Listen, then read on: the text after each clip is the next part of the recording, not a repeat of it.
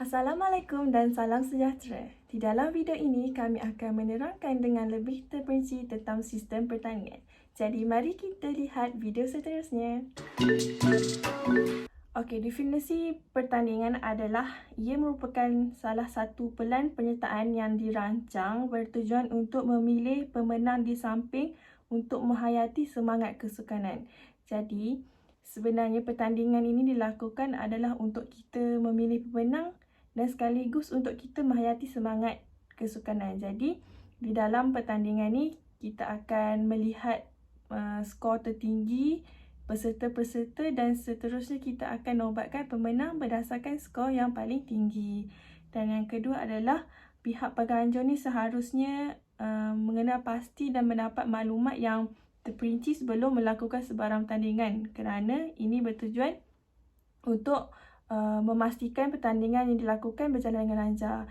Jadi sebelum kita melakukan sebarang pertandingan, kita perlu mengetahui tentang jenis pertandingan yang hendak kita lakukan. Dan yang kedua adalah masa yang diperlukan. Kita perlu menilai masa yang diperlukan. Jadi pertandingan itu dapat diselesaikan dengan dalam jangka masa yang ditetapkan. Dan yang ketiga adalah alatan dan kemudahan yang ada. Jadi, jika kita melakukan pertandingan yang memerlukan penggunaan alatan, kita perlu pastikan bahawa alatan yang kita perlukan itu mencukupi. Jadi, pertandingan yang kita lakukan itu dapat dijalankan dengan lancar. Dan yang seterusnya adalah agihan perlawanan yang adil. So, pertandingan yang baik adalah pertandingan yang berlaku adil.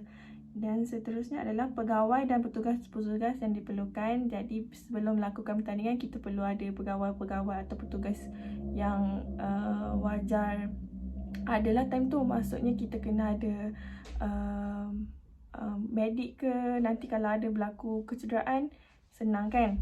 Okay, yang seterusnya adalah kewangan. Itu adalah tongkat utama sebarang pertandingan dilakukan. Kita perlu ada kewangan untuk melakukan pertandingan. Semua benda menggunakan duit kan? Penyertaan undang-undang dan peraturan pertandingan. Sebelum kita melakukan sebarang pertandingan, kita perlu mengetahui bahawa setiap pertandingan dilakukan mempunyai undang-undang dan peraturannya yang tersendiri. Jadi, untuk memudahkan pertandingan ini berjalan dengan lancar, kita perlu mengetahui atau mengambil tahu tentang peraturan-peraturan tersebut. Dan yang terakhir adalah penentuan pemenang dan pemain yang sah. Itu adalah tujuan utama kita lakukan pertandingan adalah untuk menentukan pemenang. Seterusnya kita akan berbincang tentang tujuan-tujuan pertandingan yang dilakukan. Yang pertama adalah untuk menunjukkan bakat dan kebolehan mereka dalam suatu acara yang dianjurkan. Jadi secara dasarnya tujuan utama kita lakukan pertandingan adalah untuk kita menunjukkan bakat kita. Dan yang kedua adalah sebagai usaha mengadakan kegiatan-kegiatan nasihat antara ahli-ahli atau pelajar-pelajar dalam bidang sukan dan permainan. Sekaligus ia akan mendorong kita melakukan perkara yang berfaedah dan tidak membuang masa melakukan perkara yang tidak berfaedah. Dan yang ketiga adalah sebagai menguji keupayaan dan kebolehan para peserta. Kita boleh uji kita punya keupayaan selepas kita menjalani latihan dan kita dapat mengetahui kebolehan kita tahap mana. Dan yang keempat adalah untuk meningkatkan prestasi dan pelaksanaan ahli-ahli dalam sukan dan permainan. Seterusnya, untuk melatih ahli-ahli atau pelajar-pelajar agar mempunyai disiplin dan menghormati undang-undang.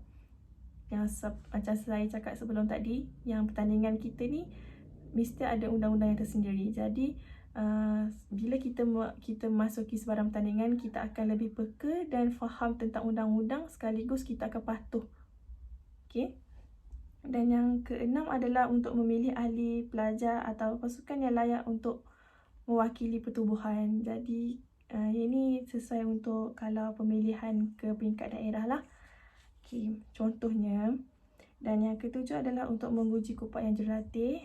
Jurulatih juga kita perlu uji keupayanya sebab bila ada pertandingan dijalankan, jurulatih tu baru dia boleh tunjuk dia punya dia punya keupayaan lah. Nak tengok yang adakah dia punya cara mengajar selama ni berkesan ataupun tidak. Dan yang terakhir adalah untuk mengukur keupayaan peserta dan latihan untuk menghadapi pertandingan yang lebih besar dan lebih mencabar pada masa akan datang. Kerana sebelum ni peserta mungkin dia tak pernah uji dia punya fizikal dia dan dia tak pernah berhadapan dengan peserta yang tidak dikenali. So jadi bila dia join pertandingan ni, dia boleh uji dia punya keupayaan dan ketahanan fizikal dia. Mungkin dia lebih bersemangat atau dia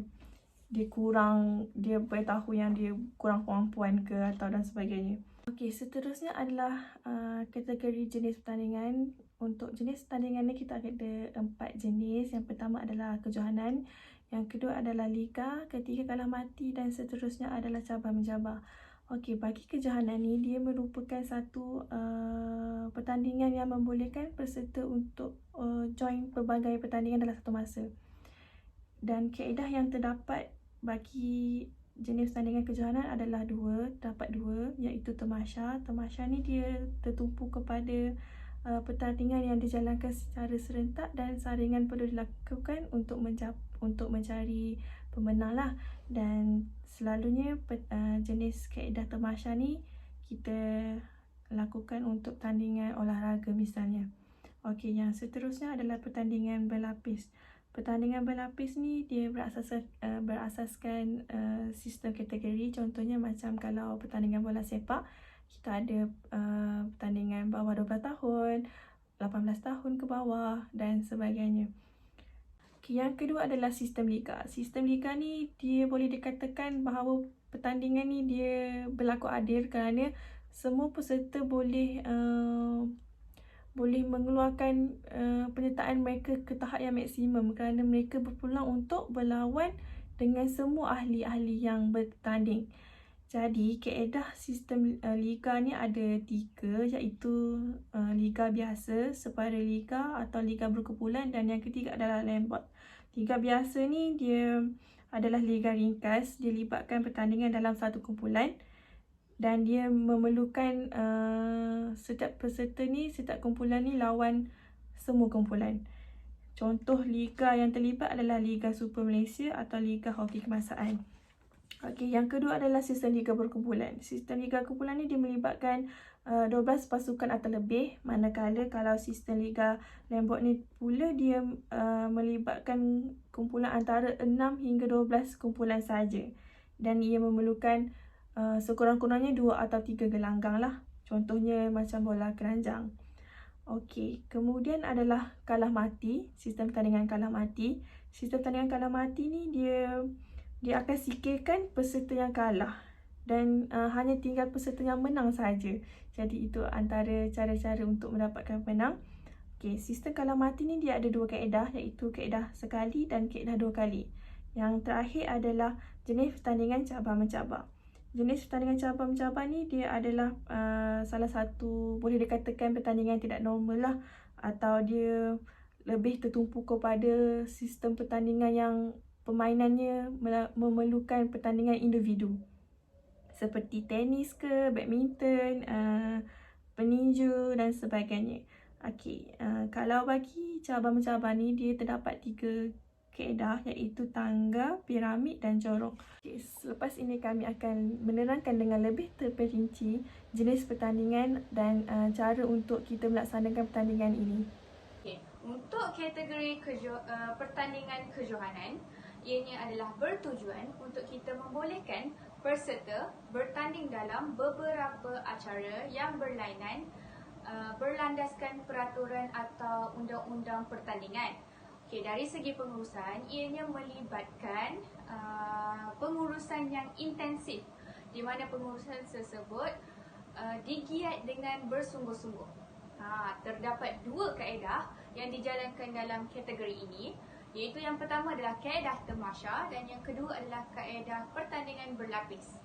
Okey, untuk kaedah tamasya, ianya bertanding serentak dalam acara yang berbeza. Contohnya macam sukan seat yang dianjurkan oleh Malaysia buat kali yang ketiga, yang dikenali sebagai Sukan Para-Asian ke-9 pada tahun 2017. Pada masa tu ia menampilkan 369 acara dalam 16 sukan. Okey.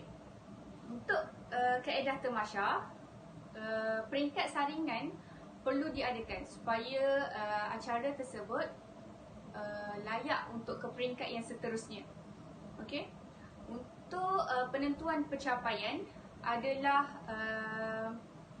berdasarkan sistem pengiraan mata. Okey, di mana ianya berdasarkan jumlah skor kumulatif yang diperolehi dalam setiap acara. Okey. Untuk kaedah pertandingan berlapis, ianya adalah berdasarkan sistem kategori. Ianya adalah berasaskan sistem kategori, di mana kategori umur, kategori kedudukan, kategori berat badan dan kategori jantina. Okay, contohnya dari segi kategori umur, satu permainan, saya beri contoh contohnya permainan bola sepak hanya terbuka pada peringkat belia di bawah umur 21 tahun. So maknanya pertandingan itu hanya untuk kategori belia yang berumur bawah 21 tahun. Okey. Selain itu contoh kategori berat badan. Contoh sukan kategori berat badan, sukan tinju ataupun sukan angkat berat. Okey. So daripada sukan ini ianya bertanding mengikut kategori berat badan masing-masing. Itulah kaedah yang untuk kaedah pertandingan berlapis. Okey. Hai, Assalamualaikum warahmatullahi wabarakatuh. Saya Muhammad Zikri. Kita akan teruskan perbincangan pada hari ini dengan pertandingan yang menggunakan sistem liga. Konsep liga. Di sini, sistem liga menggunakan dua formula asas untuk mengira jumlah perlawanan yang ada dalam sesebuah pertandingan yang menggunakan sistem liga. Yang pertama, seperti yang anda lihat di sebelah kiri saya, terdapat satu rumus, iaitu N dalam kurungan N tolak 1 dan dibahagikan dengan 2. N mewakili jumlah penyertaan yang ada di dalam sesebuah pertandingan. Jika anda mengletakkan angka N itu ialah 6, contoh 6 didarabkan dengan 6 tolak 1 iaitu 5, kita akan dapat 30. So 30 dibahagikan dengan 2, kita akan dapat 15. Itu 15 itu adalah jumlah perlawanan. Atau kita boleh guna formula yang kedua. Jumlah penyertaan yang ada, contohnya ialah 6 penyertaan. So angka yang terakhir iaitu 6, kita tolak, kita buang, tinggal 1, 2, 3, 4, 5. Kita ambil angka yang pertama iaitu 1 dan angka yang terakhir iaitu 5. Jadi kita akan dapat 15. Ini bermakna total perlawanan kita yang akan ada dalam sistem liga kita ialah 15. Penentuan kedudukan dalam liga. Macam mana kita nak tentukan siapa yang teratas, siapa yang tengah, siapa yang bawah? Jadi setiap perlawanan perlu ada mata. Jadi setiap perlawanan pemenangnya akan mendapat 2 ataupun 3 mata. Yang seri kita akan bagi 1 mata dan yang kalah tiada mata. Contoh perlawanan bola sepak, Kedah lawan Kelantan, seri. Jadi dalam kedudukan liga mereka berdua akan mendapat 0 mata dalam perlawanan tersebut. Okey, kita akan masuk jenis sistem liga. Terdapat 3 jenis sistem liga yang ada di sebelah kiri saya, iaitu liga biasa, liga kumpulan dan liga lombat. Nak tahu apa yang ketiga-tiga liga ni? Kita teruskan untuk dengar pembincangan saya. Baiklah, kita mulakan dengan liga biasa. Liga biasa juga dikenali sebagai liga ringkas yang melibatkan pertandingan dalam satu kumpulan. Liga biasa ni memberi peluang kepada sesebuah pasukan tu untuk lawan semua pasukan-pasukan yang lain. Contohnya macam Liga Super kat Malaysia. So dalam satu kumpulan Liga Super disenaraikan semua pasukan-pasukan yang menyertai pertandingan tersebut dan akan berlawan secara bersemuka dengan semua pasukan-pasukan yang ada. Seperti yang kita tahu, liga biasa merupakan liga yang mudah untuk diguna pakai dalam sesebuah pertandingan. Liga biasa juga ada kelebihan dan kekurangannya. Baiklah, Saya mulakan dengan kelebihan liga biasa. Yang pertama, menghasilkan pemenang yang mutlak. Ini disebabkan oleh sesebuah pasukan yang bertanding dalam liga yang menggunakan sistem liga biasa akan berlawan dengan semua pasukan-pasukan yang lain. Yang kedua, memberi kedudukan berdasarkan pencapaian keseluruhan. Yang ketiga, tiada penyingkiran penyertaan. Yang keempat, peluang terbuka untuk mengumpul mata sebanyak mungkin. Ini berkaitan dengan setiap perlawanan yang berlangsung akan menghasilkan jumlah mata-mata yang terkumpul. Jadi kelebihan sistem liga biasa ialah ditentukan oleh mata yang terkumpul. Yang kelima, tidak perlu menunggu peserta lain bermain kecuali perlawanan yang telah dijadualkan. Liga biasa ni dia banyak perlawanan yang berlangsung. Jadi setiap perlawanan telah dijadualkan dan diberi tarikh dan tempat. Kita masuk kepada kekurangan. Yang pertama, melibatkan bilangan perlawanan yang banyak. Ini akan menyebabkan yang kedua, mungkin mengakibatkan kos pembelanjaan yang besar. Sebab setiap perlawanan bukan habis pada satu masa yang singkat. Jadi ini merupakan kekurangan liga biasa. Dan yang ketiga, pasukan yang lemah mungkin tewas dalam banyak perlawanan. Ini disebabkan oleh tiada penyingkiran. Jika pasukan itu lemah, dia perlu menghadapi contoh 15 perlawanan dan 15 perlawanan mereka kalah.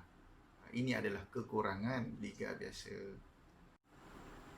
Baiklah, kita teruskan dengan liga kumpulan.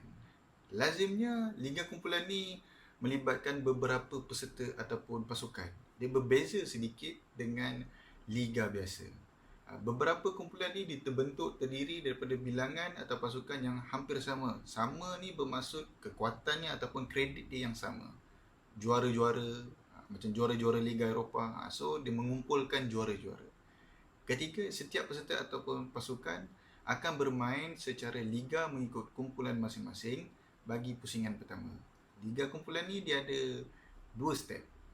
Pertama, dia akan bermain secara liga, mata, dan kemudian pusingan seterusnya mereka akan bermain secara kalah mati. Dan kedudukan pasukan dalam pembahagian kumpulan pula akan ditentukan mengikut pilihan, iaitu seeding. Apa yang dimaksudkan dengan seeding? Sekarang kita lihat kepada bagaimana penempatan kumpulan dalam liga kumpulan. Tadi saya ada sebut seeding, betul? So, kalau awak semua boleh tengok di atas sini, kumpulan A, B, C dan D pada kedudukan teratas merupakan kedudukan mereka yang mempunyai kredit, iaitu Johan, Naib Johan, tempat ketiga, tempat keempat. Di sini mereka tidak boleh disamakan dalam satu kumpulan. Mereka perlu dipisahkan dan peserta ataupun pasukan-pasukan yang lain yang ada kredit yang sama akan menyusuli kumpulan-kumpulan mereka. Di sebelah kanan saya adalah contoh pertandingan yang menggunakan sistem liga kumpulan, iaitu juara-juara Liga Eropah. Di sini mereka telah dibahagikan kepada beberapa kumpulan, perlu genap untuk sesuai kepada pusingan seterusnya, iaitu pusingan kalah mati.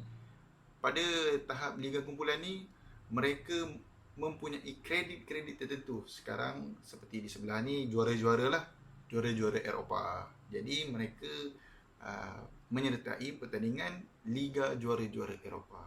Setelah habis perlawanan yang menggunakan pengiraan sistem liga biasa, mereka akan terus ke sebelah kanan, iaitu pusingan kalah mati. Itulah yang digelar liga kumpulan. Dan kita akan masuk jenis liga yang terakhir, iaitu Liga Lombard.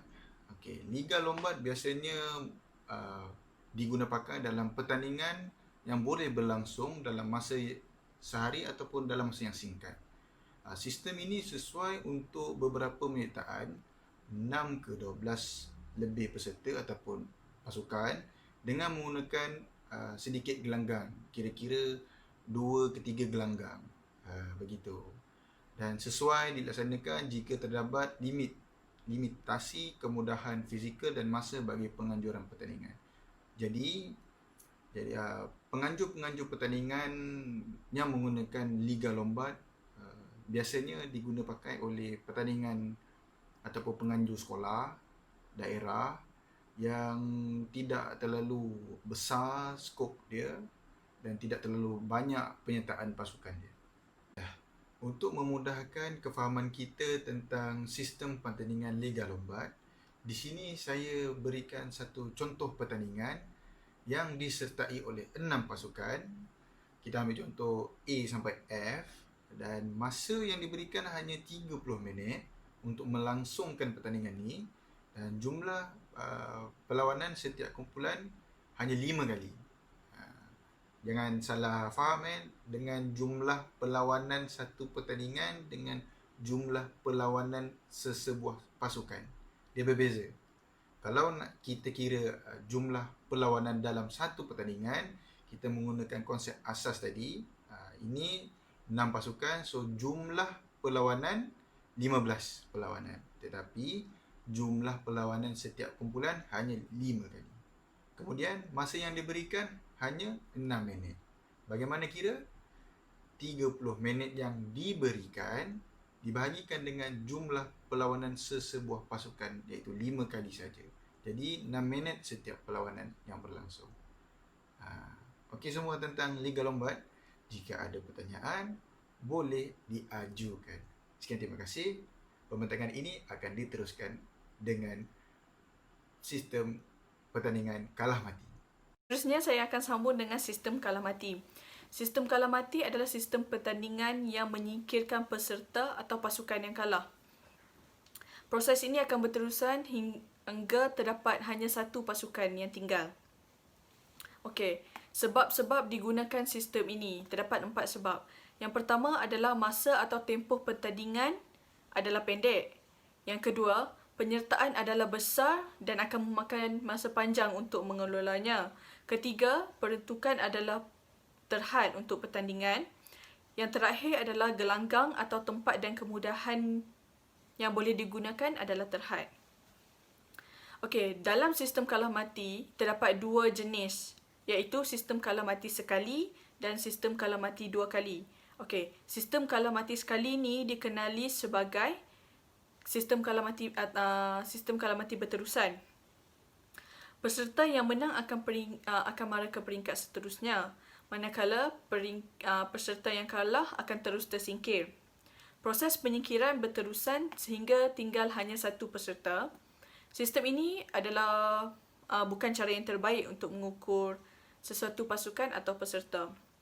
Sistem ini sangat sesuai digunakan dalam mengelolakan pertandingan yang terdapat banyak penyertaan, tetapi kekurangan masa, sumber kewangan, tempat kemudahan, peralatan dan sumber manusia.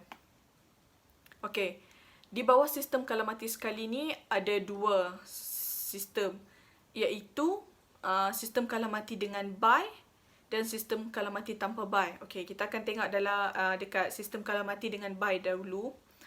Okey, untuk sistem kalah mati dengan buy, jumlah pasukan atau penyertaan melebihi ataupun kurang daripada asas 8.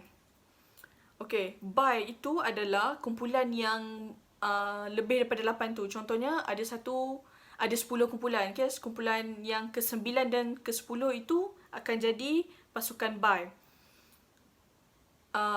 Okey, mari kita tengok contoh jadual perlawanan. Lebih mudah untuk faham. Okey, kamu tengok dekat sini ada A hingga J. Ada 10 penyertaan. Penyertaan yang B hingga I adalah penyertaan yang 8 tu. Yang A dengan J adalah ke-10. Jadi, kumpulan A dengan J adalah kumpulan buy tu. Kumpulan buy ni, mereka tak perlu melalui peringkat yang pertama. Mereka akan terus skip ke peringkat yang kedua. Ini adalah untuk mengelakkan. Contohnya, kalau ada 10 kumpulan, pasukan yang menang akan jadi 5. Jadi, ia akan merumitkan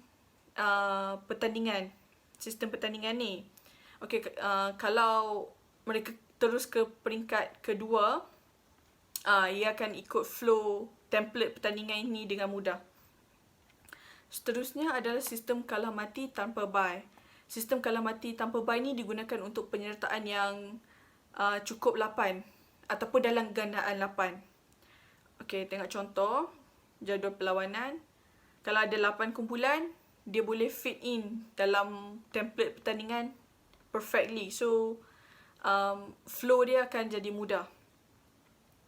Seterusnya, kita akan bercakap tentang penempatan pilihan atau seeded. Ia adalah untuk memastikan pemain atau pasukan terbaik akan bermain di dalam perlawanan akhir. Pilihan atau seed ditentukan mengikut keputusan-keputusan yang lepas. Jika tidak, semua peserta akan dianggap sama ada akan dianggap sebagai rawak. Okey, peraturan-peraturan mengenai pilihan peserta. Ia adalah peraturan pertama adalah menempatkan peserta mengikut susunan pemain atau pasukan yang mempunyai prestasi terbaik dalam rekod prestasi. Kedua, peserta pilihan sepatutnya ditempatkan secara simetrikal. Ketiga, jika terdapat dua penanti, satu ditempatkan di atas sekali dan yang kedua akan ditempatkan di bawah sekali. Okey, jika terdapat 4 penanti, aturan berikut perlu digunakan. Penanti pertama ditempatkan di atas sekali dalam kumpulan atas. Penanti kedua ditempatkan di bawah sekali dalam kumpulan bawah. Dan penanti yang ketiga dan keempat ni akan melalui proses undian untuk menentukan kedudukan masing-masing. Okey, bila tengok dalam contoh jadual perlawanan, tengok yang atas sekali adalah pilihan 1, bawah sekali pilihan 2. Yang tengah, 2 tempat tu ikut undi. Mana akan duduk kat 3 dan yang keempat. Okey, seterusnya kita akan sambung ke sistem kalah mati 2 kali. Sistem kalah mati 2 kali ni berbeza dengan sistem kalah mati pertama yang apabila kalah terus disingkirkan. Tidak, dekat sini peserta yang kalah ada peluang lagi untuk jadi johan. Okey, kita akan tengok dekat dia punya template pertandingan. Kamu tengok dekat belah kanan. Itu adalah peringkat pertama. Kiranya tengok contoh nombor 1 dan 2. Apabila pertandingan berlaku, contohnya kumpulan yang tersingkir, mereka akan ke kiri. Maknanya mereka ada peluang lagi 1 kali untuk bertanding. Kumpulan yang tersingkir, sebanyak 2 kali sahaja yang akan totally disingkirkan daripada pertandingan. Ini lepas tu proses berterusan sehingga terdapat hanya 1 peserta. Okey, seterusnya kita akan masuk kepada sistem cabar-mencabar. Sistem cabar-mencabar ni sesuai untuk pertandingan tidak formal atau pertandingan berbentuk perseorangan atau individu. Dalam sistem ini, peserta ditempatkan. Yang kedua, peserta yang berada di kedudukan bawah boleh mencabar peserta yang berada di bahagian atas mengikut kedudukannya. Dalam sistem ini, peserta ditempatkan mengikut kebolehan atau kemampuan masing-masing. Contoh jenis sukan yang boleh digunakan dalam sistem cabar-mencabar, contohnya tenis, squash, tinju dan badminton. Okey, dalam sistem cabar-mencabar ada 3 jenis pertandingan. Yang pertama, corong, piramid dan tangga. Okey, untuk sistem tangga, semua peserta diletakkan dalam lajur tegak. Pemain di bawah boleh mencabar pemain di atas. Jika pemain yang mencabar menang, dia akan menggantikan kedudukan pemain yang dikalahkan. Pemenang pertandingan adalah pemain yang berada di puncak. Contohnya gambar dekat sebelah ni. Okey, yang kedua sistem piramid. Sistem piramid ni bilangan peserta yang ramai diletakkan pada satu aras piramid. Peserta berlawan sesama sendiri mengikut aras masing-masing pada peringkat awal. Pemenang aras tersebut dibenarkan mencabar peserta yang berada di aras 1 atau 2 di atasnya, dan peserta yang berjaya akan naik setingkat demi setingkat sehingga ke puncak. Contohnya macam dalam gambar piramid sebelah ni juga. Okey, yang ketiga adalah sistem corong. Okey, sistem corong ni ciri-ciri pertandingan sama dengan sistem piramid dan tangga, cuma dia macam terbalik. Okey, yang kedua, peserta yang berada di aras paling atas akan turun ke bawah corong sehingga setingkat demi setingkat. Peserta yang berada di bawah sekali dikira sebagai pemenang. Contohnya gambar corong dekat sebelah, dia terbalik daripada sistem piramid. Sistem cabar-mencabar ini bertujuan untuk mengelakkan peserta berasa malu dan rendah diri dengan prestasinya.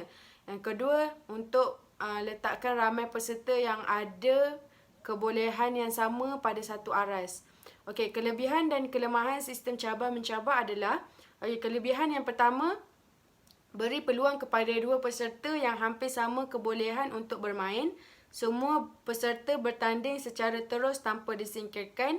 Pemain yang terlibat lebih semangat, memerlukan sedikit pengawasan sahaja, boleh diadakan dalam satu tempoh masa yang berbeza.